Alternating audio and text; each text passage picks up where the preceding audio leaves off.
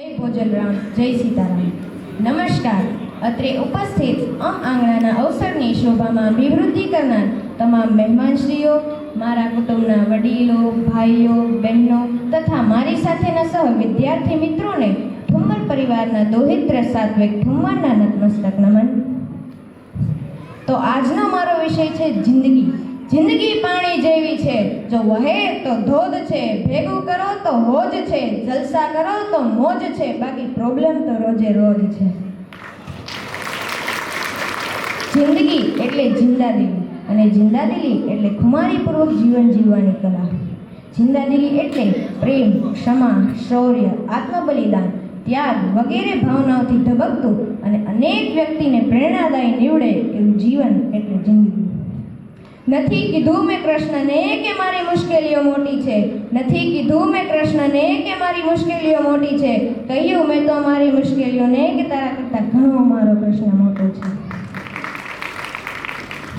એકવાર નારદજીએ શ્રી કૃષ્ણને પૂછ્યું, આ દુનિયામાં બધા દુઃખી કેમ છે? ભગવાને હસીને ઉત્તર આપ્યો કે સુખ તો મેં બધાને આપ્યું છે, કે સુખ તો મેં બધાને આપ્યું છે, પરંતુ એકના સુખને જોઈને બીજાથી રહેવાતું નથી, પરિણામે બધા દુઃખી છે. જિંદગીમાં નારિયેળના ઊંચા ઝાડ જેવું બનવા કરતાં વાંસના ઝાડ જેવું બનજો, કારણ કે જ્યારે વાવાઝોડું આવે છે ને ત્યારે નારિયેળનું ઝાડ મૂળથી ટેકાઈ જાય છે, પરંતુ વાવાઝોડું આવે ત્યારે વાંસનું ઝાડ પોતાને પવનની દિશામાં વાળે છે, અને જ્યારે પવન ઓછો થાય ત્યારે તે ફરી પોતાના સ્થાન પર આવી જાય છે. તમારી વાત જે વ્યક્તિને સમજાવવી પડતી હોય ને એ વ્યક્તિ માત્ર તમારા શબ્દો જ સમજશે, તમારી ભાવનાઓ નહીં. પરિવાર સાથે ધીરજ રાખવી એ પ્રેમ છે, અન્ય વ્યક્તિ સાથે ધીરજ રાખવી એ આદર છે, સ્વયં સાથે ધીરજ રાખવી એ આત્મવિશ્વાસ છે, અને ઈશ્વર સાથે ધીરજ રાખવી એ શ્રદ્ધા છે. યાદ રાખજો મિત્રો, ખરાબ વ્યક્તિ માત્ર સમજાવવાથી જ સમજી જતા હોય ને તો વાંસળી વગાડવા વાળો મારવા કાનો મહાભારત ન થવા દે. વિચારો એવા રાખો કે તમારા વિચારો પર પણ કોઈને વિચારવું પડે. સમુદ્ર બનીને શું ફાયદો? બનવું હોય ને તો નાનું તળાવ બનજો કે જેમાં સિંહ પણ પાણી પીવે ને તો ગરદન નમાવીને પીવે. તું કહે કે ખાલી હાથે શું મળે? તું કહે કે ખાલી હાથે શું મળે? પૈસા ખર્ચો ને તો જગત આખું મળે. ચાલ સોદો કરવા હું તૈયાર છું, કેટલામાં બાળ પણ પાછું મળે. ગામમાં લીમડા ઘટતા જાય છે ને ઘરમાં ગળવાશ વધતી જાય છે. જીભ પરથી શુગર ઘટી છે ને ત્યારથી જ તો લોહીમાં શુગર વધી છે. ઘર નાનું હોય કે મોટું પણ મીઠાશ ન હોય ને તો માણસો શું કીડીઓ પણ આવવા તૈયાર નથી હોતી.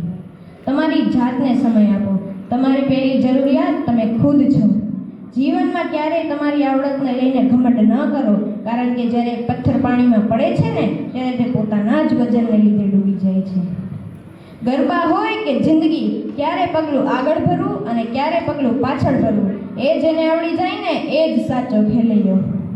અને સંબંધો એવા વ્યક્તિઓ સાથે રાખો કે જે તમારા ખરાબ સમયમાં તમે કોણ છો એમ નહીં, પરંતુ તમે કેમ છો પૂછવાનો આગ્રહ રાખે.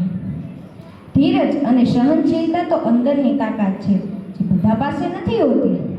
ભાગ્યને શું દોષ આપો છો સાહેબ? સપના આપણા હોય ને તો મહેનત અને કોશિશ પણ આપણી જોવી જોઈએ. સુધારી લેવા જેવી છે પોતાની ભૂલ, ભૂલી જવા જેવી છે બીજાની ભૂલ. આટલું કરે માનવી કબૂલ તો હરરોજ દિલમાં ઉગે સુખના ફૂલ. કિનારો ના મળે તો ના સહી, પરંતુ બીજાને ડૂબાડીને આપણે ન કરવું જોઈએ. માણસ પાસે સાયકલ હોય પછી તે સ્કૂટર લાવે છે અને થોડા સમયમાં તે સાયકલને ભૂલી જાય છે, પરંતુ તેને ખબર નથી હોતી કે બેલેન્સ કરતા તો તેને સાયકલે જ શીખવાડ્યું હતું.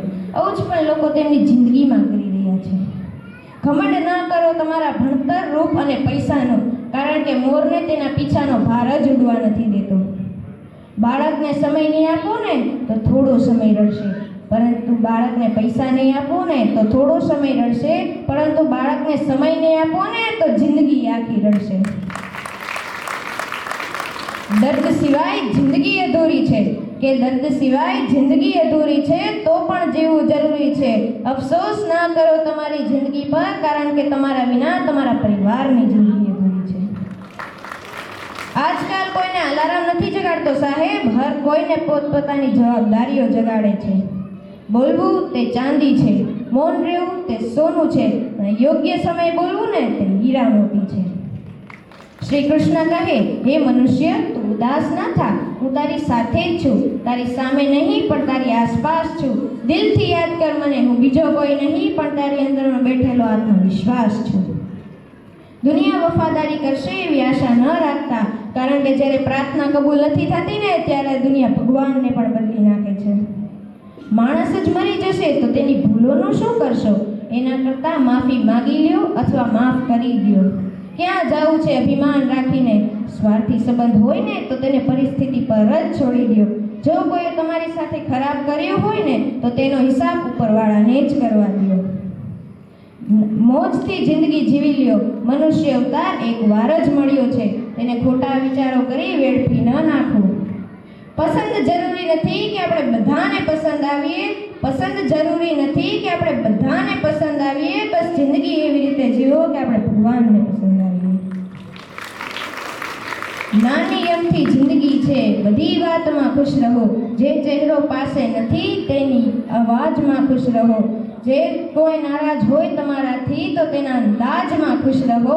જે ક્યારે પાછા નથી આવવાના તેની યાદોમાં ખુશ રહો. કાલ કોણે જોયું છે આપણી આજમાં જ ખુશ રહો. મને શાંતિથી સાંભળવા બદલ આપ સૌનો ખૂબ ખૂબ આભાર.